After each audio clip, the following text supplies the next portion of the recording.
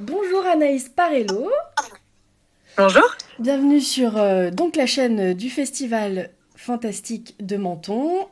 Aujourd'hui, on va parler d'un film dans lequel tu as joué, le prochain blockbuster de Xavier Gence, qui sortira le 5 juin et qui va Mhm. s'appeler Sous la Seine. Exactement. Donc tu vas interpréter le rôle d'une scientifique qui s'appelle Jade. Pourquoi avoir décidé de prendre part à ce projet? Alors à la base, moi c'est donc Xavier Jans que je connaissais avant. On avait envie de travailler depuis un petit moment ensemble et il m'a appelé pour me proposer un truc un peu absurde. Il m'a dit voilà, je sais pas si t'es dispo, mais en gros je fais un gros film et avant ça, on a besoin de faire un pré-film. Comme il y aura beaucoup de trucs sous l'eau, il faut que je sache où mettre mes caméras, j'ai besoin de voir un peu comment tout va s'organiser. Donc, est-ce que tu serais partante pour venir jouer le rôle principal du film pour le pré-film et donc, c'est comme ça que je suis rentrée sur le projet. Il m'a dit, ça va être marrant, on va se marrer. Donc, j'ai dit, ok. Il m'a dit, il y a des requins, ça va être drôle et on va faire le film en carton avant de faire le vrai film. J'ai dit, ok, c'est intriguant, pourquoi pas. Et donc, on s'est retrouvés pendant 1 mois et demi dans une salle à Pantin à construire des requins en carton, à mimer des bateaux en carton, toujours, pendant que lui filmait avec son téléphone et qu'il voyait à peu près comment il allait placer sa caméra sur le vrai film, quoi. Donc ça a été vraiment très drôle. Et après ça, du coup, il m'a proposé le rôle de Jade pour le film final. Et Donc, donc t'as pris le rôle, on va dire, principal pour le pré-film. ouais. Quelle est ta perception justement d'avoir switché entre ces deux rôles, entre celui de Sophia au départ et après celui de Jade?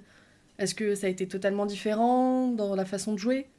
Ou... Ben, du coup, oui, parce que Sophia, elle avait quand même bon, elle a une histoire un peu plus sombre, il y avait tout un truc un peu plus chargé chez elle.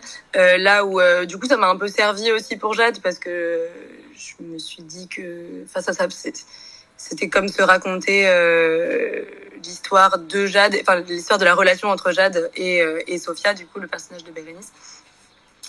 Parce que je connaissais son Ouais. histoire, quoi. Donc je pense que ça a rendu le lien plus fluide entre les deux personnages. Mais sinon, oui, c'était assez différent. C'était assez différent de jouer les deux. Et donc sous la scène, donc ça aborde un triathlon qui va se passer à Paris et qui va mal tourner.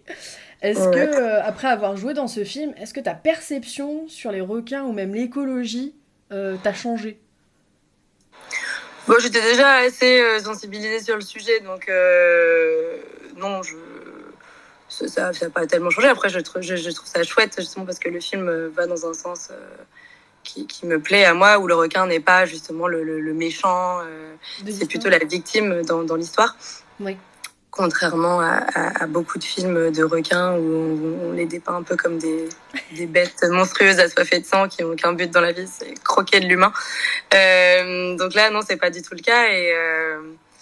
Et non, ça n'a pas tellement changé ma perception, ça l'a renforcé un petit Et peu plus. selon toi, pour le réalisateur, est-ce que le film il cherche à rester réaliste avec la présence du requin ou est-ce qu'il a essayé d'emmener quelque chose d'un peu fantastique par la présence du requin?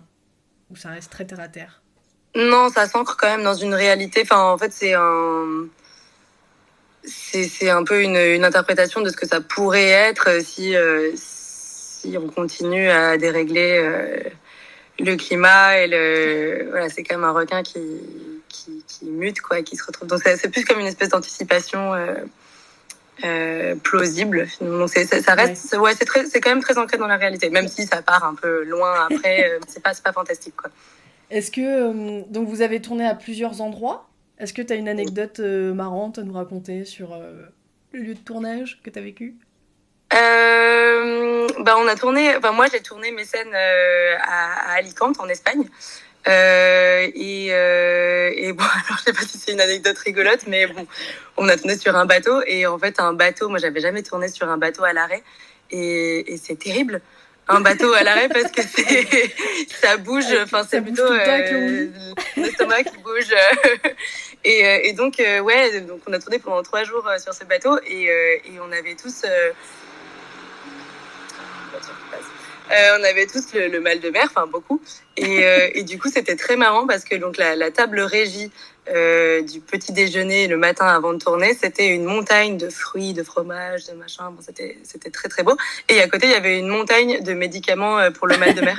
Et je trouvais ça assez drôle tous les matins de me réveiller, d'avoir ces deux propositions. Petit-déj ou mer calme? Ouais, faut s'adapter. C'est vrai que c'est pas évident hein, sur un bateau. Non, bon, c'en est sorti. Et s'agissant des scènes donc sous l'eau, ça a été tourné dans le bassin, le plus grand bassin prévu en Belgique. Ouais, c'est un bassin, un studio qui s'appelle Light en Belgique.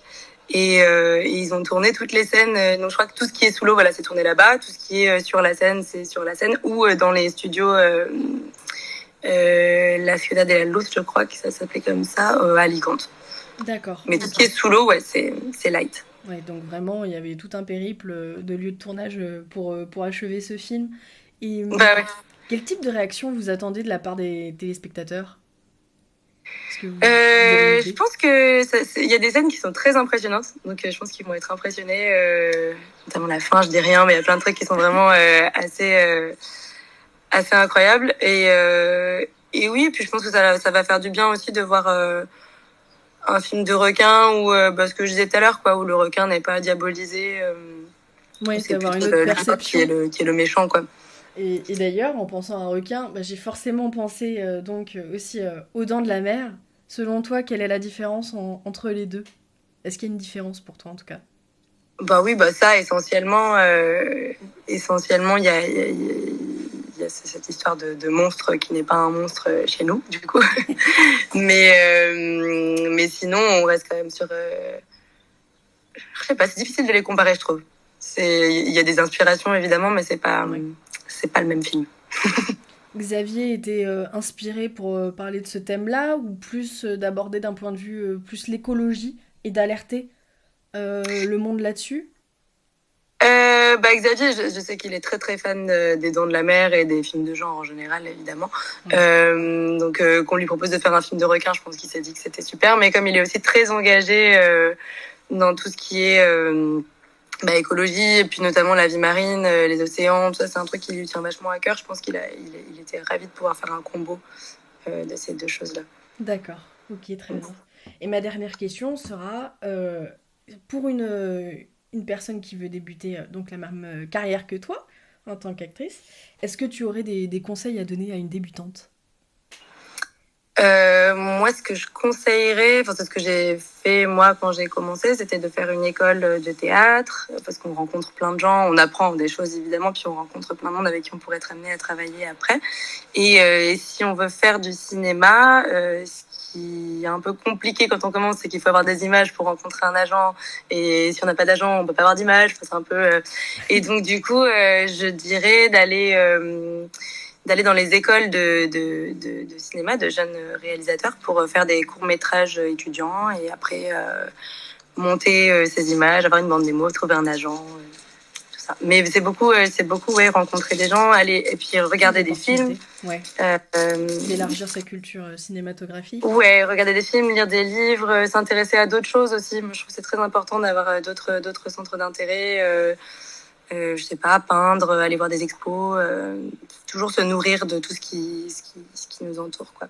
Et toi, à l'avenir, t'aimerais travailler sur d'autres projets plutôt pareil, terre à terre plausible ou dans un univers complètement décalé, un peu qui relève du fantastique finalement, ou de l'horreur aussi, ou t'as une Ça envie? dépend. J'ai des projets de films qui sont plutôt des thrillers, ce que j'aime beaucoup.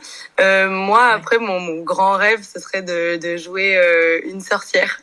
Une sorcière? Donc, je crois que ouais, un film fantastique, ça me plairait bien. Sympa comme rôle. T'as une... T'as un film en particulier qui t'a marqué et qui fait que t'aimes les sorcières ou une série? Euh... Alors, je sais, t'es partie? Non, ça Non, marche? je suis là.